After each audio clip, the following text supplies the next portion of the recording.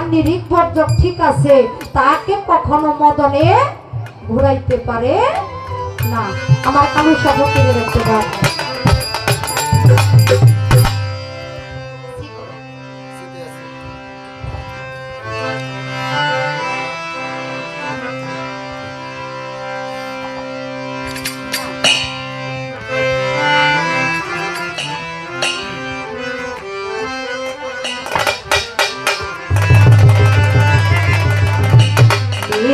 বান্ধরে দুল নয়া মেরে দিদি বান্ধরে দুল নয়া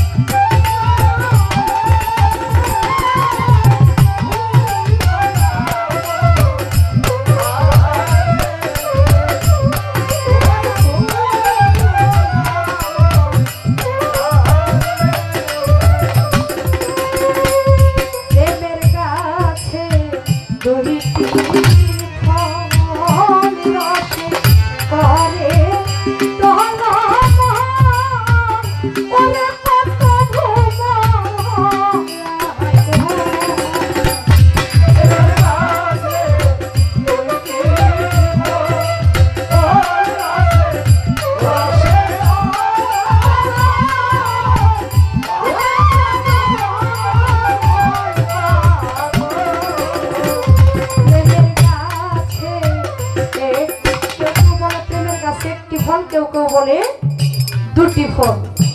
প্রেমের গাছে দুটি ফল, ফল রসে তহলে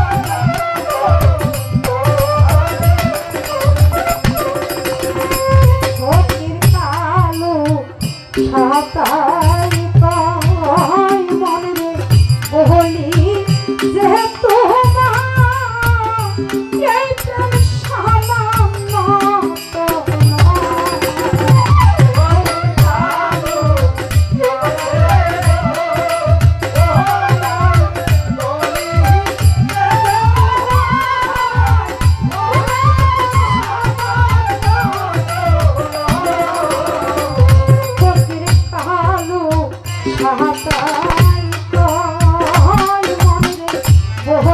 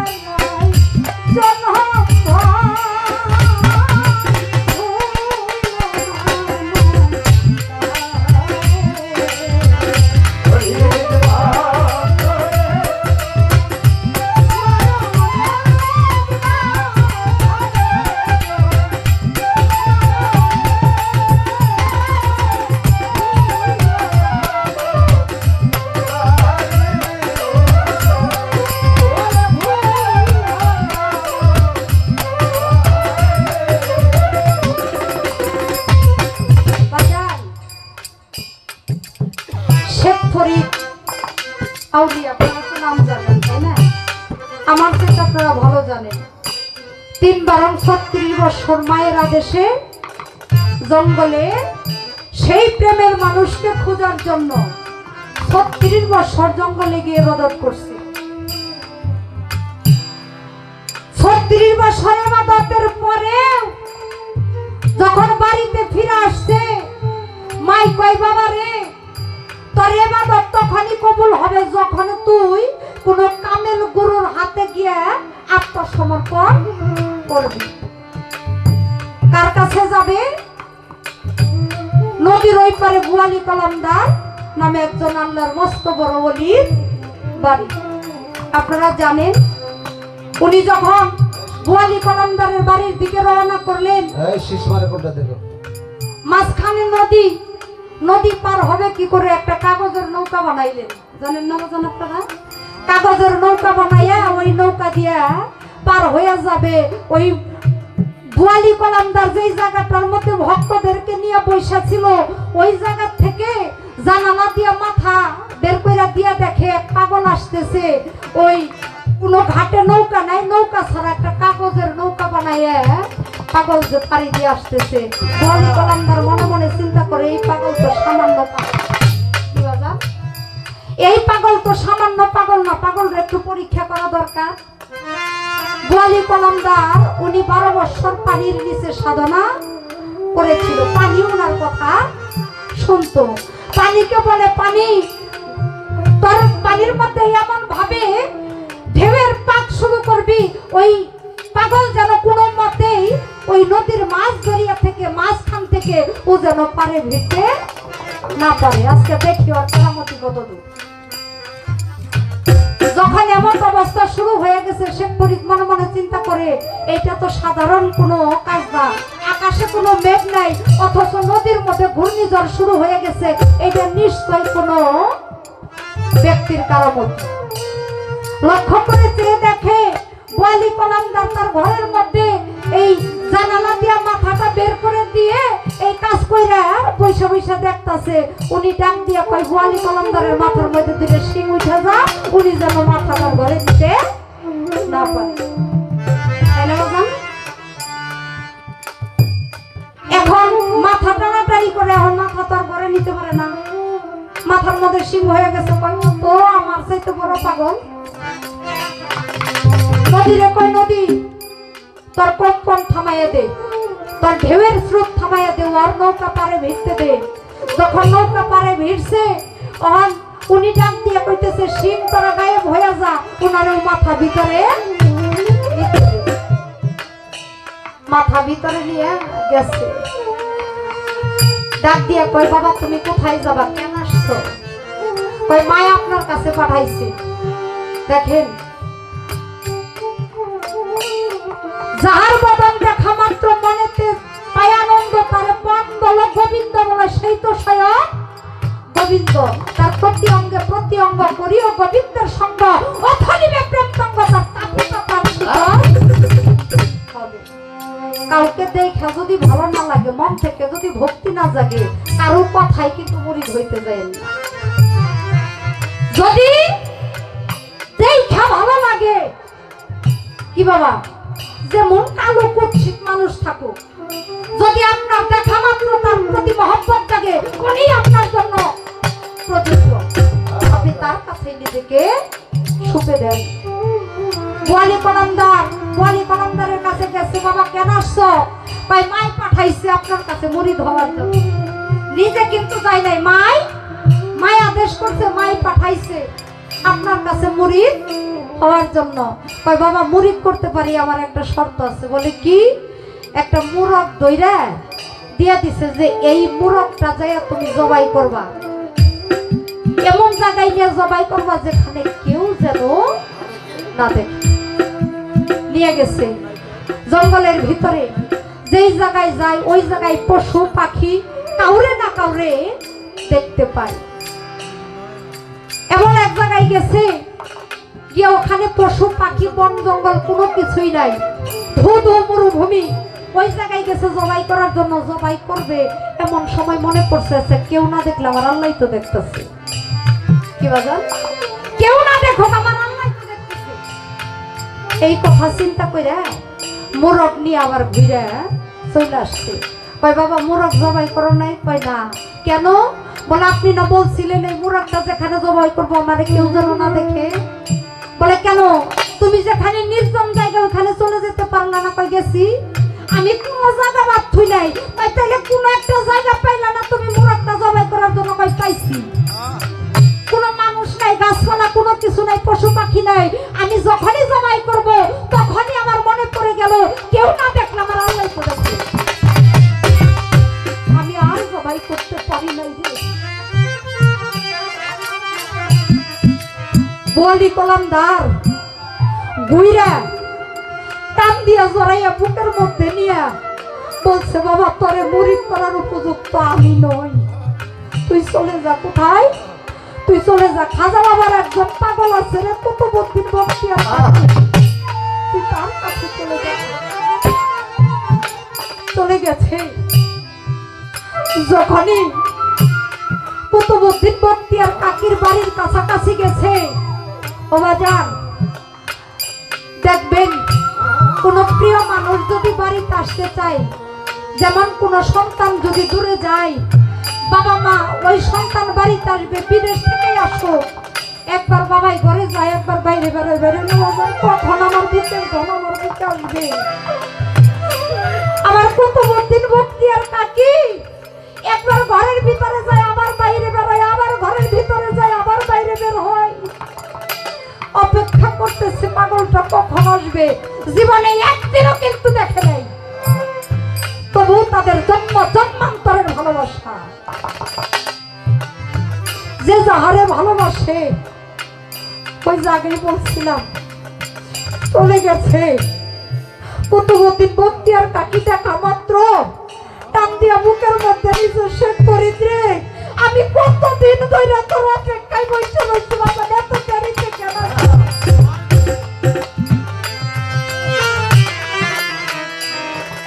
এত দেরিতে কেন আসলি? আশ্চর্য ঘুম। দেখেন গরুর বাড়িতে আজকে গিয়ে বায়াত হইলেন, কালকে খেলা ফোন দিয়ে দিল।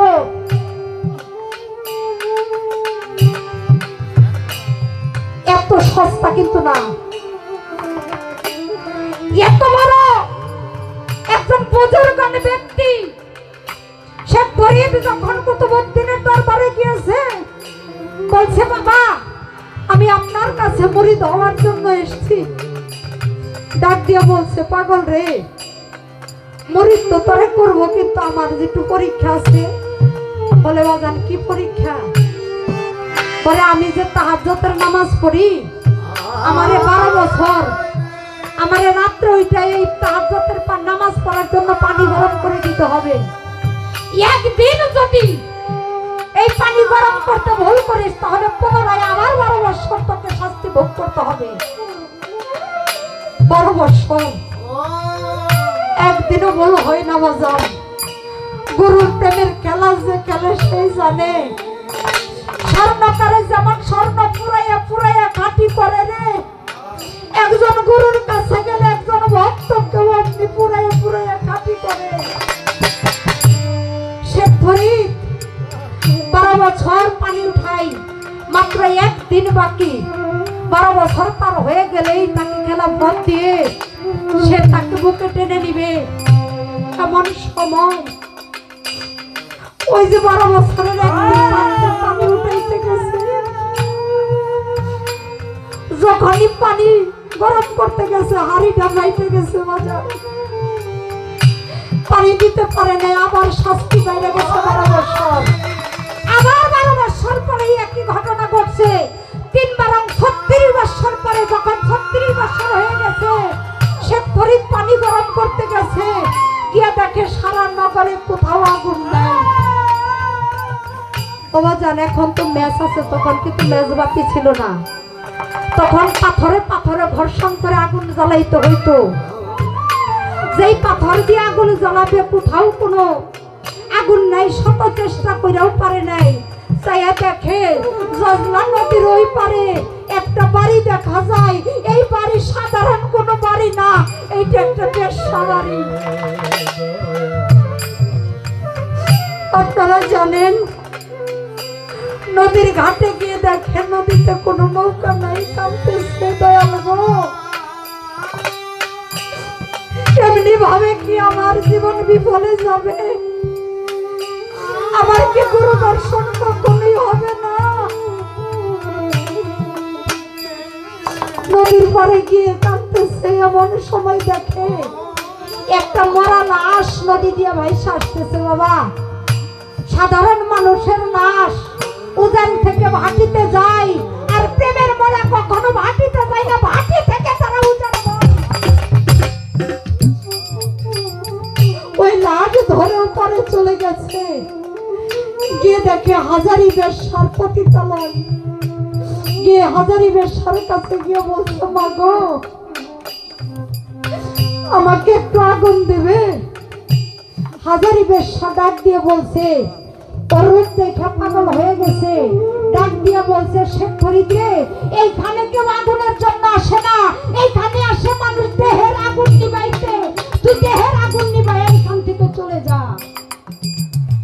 বলছে, মা গো, আমার এই পাপ দেহটা, পুরো দেহটা আমার মুর্শিদের চরণের গোলাম করে রেখেছি। এই দেহটা আমার অন্য কোথাও আর বিকানো সম্ভব না। আমার একটু আগুন দিলে আমি চলে যেতে পারি। আমার ৩-৩ বছর হয়ে গেছে। আজকে যদি আমি আমার মুর্শিদের পানি গরম করে না দিতে পারি, আমার মানবে জনম চাইতে বিপদে চলে যাবে। বলছে, শেখ ফরিদ, আগুন আমি দিতে পারি, তবে আমার একটা শর্ত আছে। বলে কি? আমার শর্ত হইল তোর 2টা চক্ষু উঠাইয়া আমার কাছে জমা দিতে হবে। যদি তা দিতে পারিস তাহলে আমি তোকে আগুন দেব। শেখ ফরিদ 2 চোখের পানি ছেড়ে দিয়ে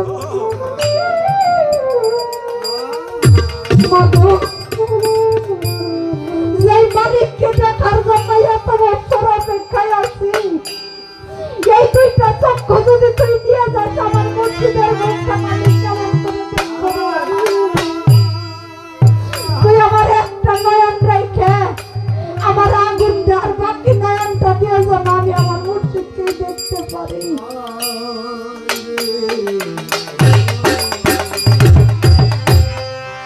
মুর্শিদ চরণ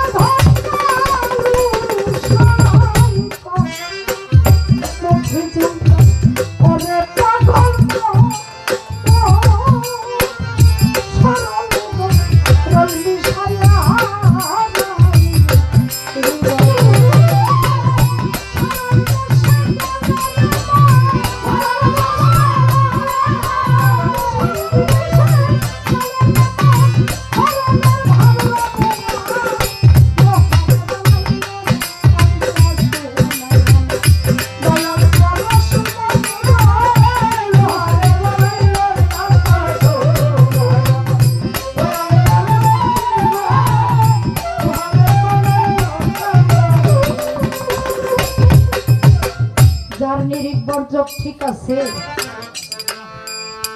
তার কখনো চলার পথ ভুল হয় না। যেই ব্যক্তি সদা সর্বদাই ধ্যানে জ্ঞানে শয়নে স্বপনে জাগরণে মুর্শিদ রূপ দুই চোখে দেখে, সে কখনো পথভ্রষ্ট হতে পারে না।